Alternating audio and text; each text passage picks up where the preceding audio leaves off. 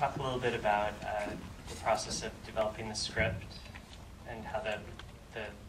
the project first started out? Well, I mean, we work from treatments, like really strict kind of conceptual scenes and passages, and leaving room for a bit of chaos and everybody being prepared for the chaos, and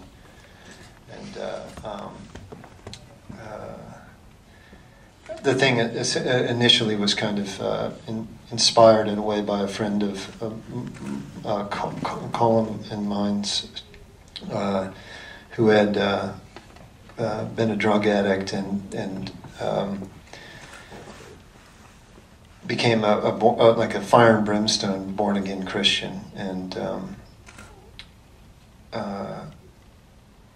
underwent a kind of very severe transformation from a progressive kind of liberal values to very highly conservative values,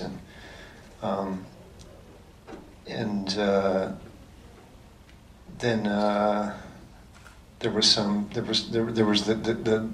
idea of this very certain kind of, steadfast character, in a character that was completely unmoored and had no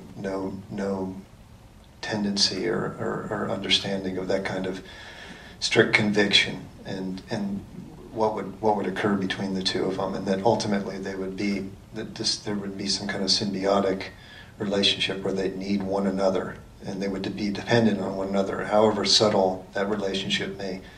however subtle that need may manifest itself.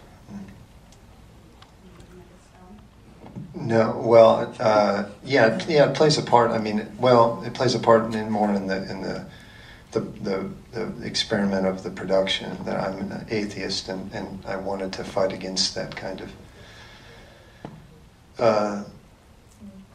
the willful insertion of the director into the narrative, and so it was a challenge to be open and to listen, and to what these tendencies were, rather than to use it as a pulpit to kind of prescribe a judgment on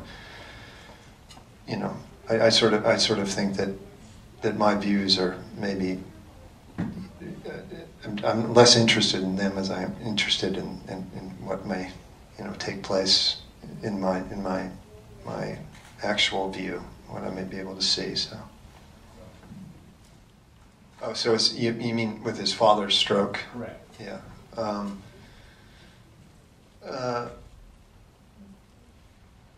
Yeah, I mean, I think that was, a defining moment, and I mean, it sort of broke the veneer a bit. It broke, the veneer of his conviction, and it's just kind of laid bare that the actuality of his need for this other person. I mean, either that they were going to have their conviction and refract and reflect that back to him, with, God's going to make everything all right, and kick it back to him in the way that he wanted it to be kicked back to him, or they weren't, and there was just this listening, almost dead voice, this receptacle. And he was always giving into this receptacle, and the receptacle just sat there when he needed it to speak back to him, and it wasn't anything other than it was the whole time. And he wanted it to be a receptacle. He wanted that other body to just be a depository of his beliefs, and then when he looked for it to be a refractor, it was just a repository, and I think that speaks ultimately to the dynamic of the symbiotic relationship between the two people, and that they don't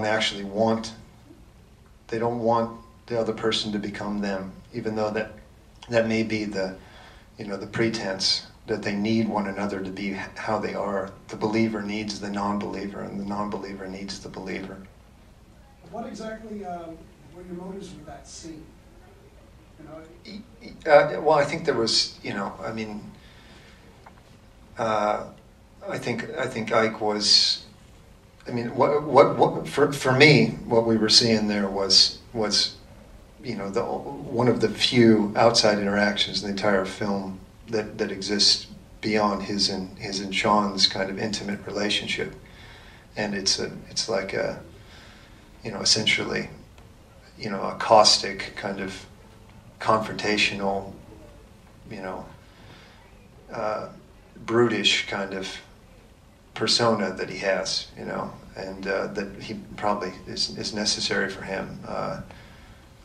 Some people had asked at other Q&As if it was sort of racially based, and that's something that I'm kind of open to that as much as anybody would be, and I think that we all were, but it's not sort of dictated by the film that it would be that. I mean, it very well could be, and that's a lot of the way that we approach the making of the movie is that there should be questions that we all should be asking, including the cast and the crew, about these things, because we're all kind of witness to them, and if they're going to actually be productive or useful to us in any real way, it isn't just in this is what I meant to say and this is what I meant to portray. It's there should be some kind of some conduit into some kind of exploration of the thing, which I think that there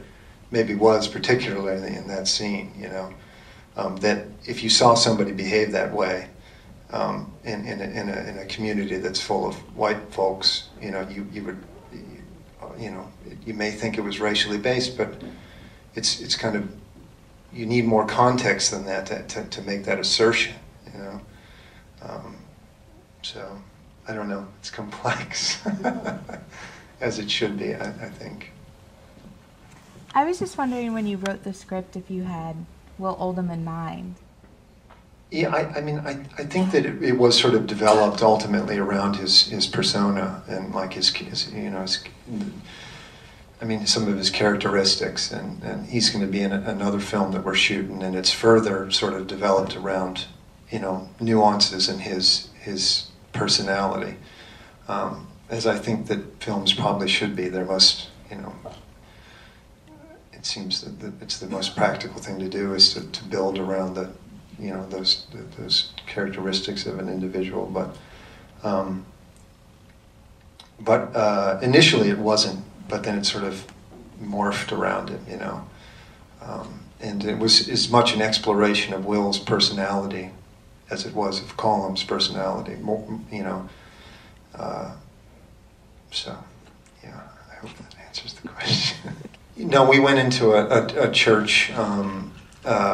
called the Rock Richmond Outreach Center, and it's like we were looking for a kind of, a church that kind of defied some of the, being a literal outsider to evangelical Christianity. Like, I have preconceptions. I wanted to find something that defied those preconceptions, and that church certainly did. When the first time I went, there were, there's sort of that progressive Christianity that I'm somewhat familiar with, but there was a racial diversity and a class diversity, and there were grown men with tattoos weeping, and it was, and I never would have put myself in that situation had it been for the movie, and it raised a lot of questions, I think, that were ultimately kind of folded into, whether it was the rest of the shooting or the edit or something, but no, there was, we got in there and we shot, and I think the understanding sort of was that it needed to be a somewhat neutral portrayal, and that was my interest ultimately, and I ended up walking away with a lot more questions about like liberal America than I did about my prejudices to conservative America. I can go into that further, but maybe it's not the place. Rick will be out in the lobby if you want to say hello, and thank you very much for coming. Thank you.